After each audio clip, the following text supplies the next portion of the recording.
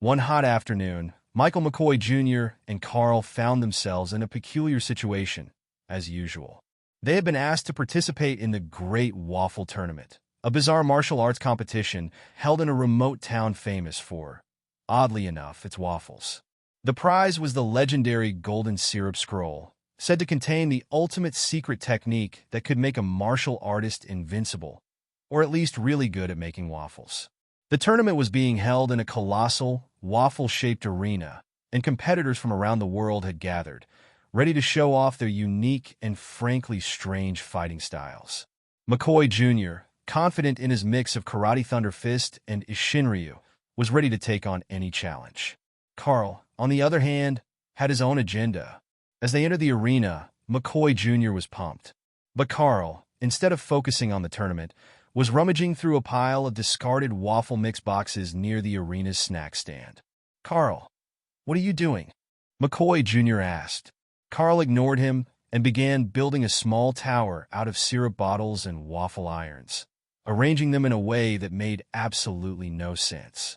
But Michael had learned over time that Carl's bizarre behavior often had a purpose, even if it was completely unclear at the time. The first round of the tournament began, and McKoy Jr. was up against Waffle Iron Steve, a man who used oversized waffle irons as nunchaku. The match started, and Steve swung his iron chucks wildly.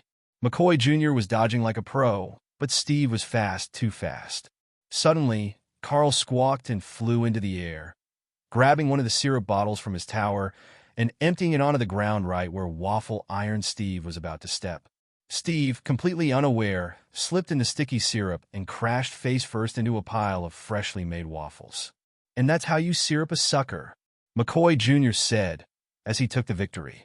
In the second round, McKoy Jr. faced Belgian Barry, a fighter who wielded giant, spongy waffles like boomerangs.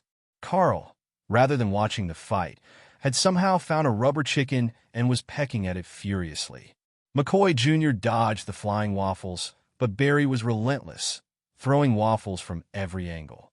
Suddenly, Carl launched the rubber chicken into the air, and it let out a loud, squeaky squawk that echoed through the arena. For some inexplicable reason, this sound completely unnerved Belgian Barry, causing him to flinch and lose his focus. McKoy Jr. seized the moment, delivering a swift, clucking dragon punch, with no actual clucking, to win the round. Barry left the arena, muttering something about never wanting to hear another squeaky toy again. In the final round, McKoy Jr. was up against the reigning champion, Master Wafflestar, who fought with a pair of deadly syrup-soaked nunchaku.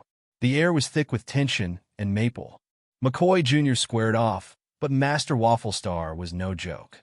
His syrup nunchaku strikes were faster than anything McKoy Jr. had ever seen.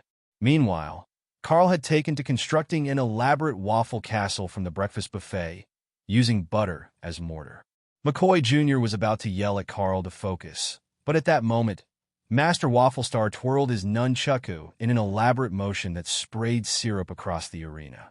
Just as McKoy Jr. was about to get drenched, Carl's waffle castle collapsed, creating a perfectly timed syrup dam that redirected the sticky deluge away from McKoy Jr. and straight into Master Wafflestar's face. Blinded by his own syrup, Wafflestar spun around in confusion. McKoy Jr. didn't waste the opportunity. He unleashed his underwater spinning pelican kick, which, ironically, worked just fine on land too, and sent Wafflestar crashing into the waffle wall. Victory was his. As the crowd cheered, Carl perched triumphantly on the remains of his waffle castle, seemingly having no idea how much he had helped. McKoy Jr. accepted the golden syrup scroll and unfurled it to reveal a waffle recipe. Not exactly the invincible technique he expected, but Carl didn't seem to care. He was already halfway through eating the scroll.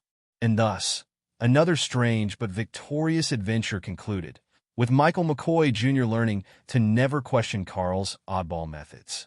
No matter how weird they seemed, somehow, they always ended up saving the day.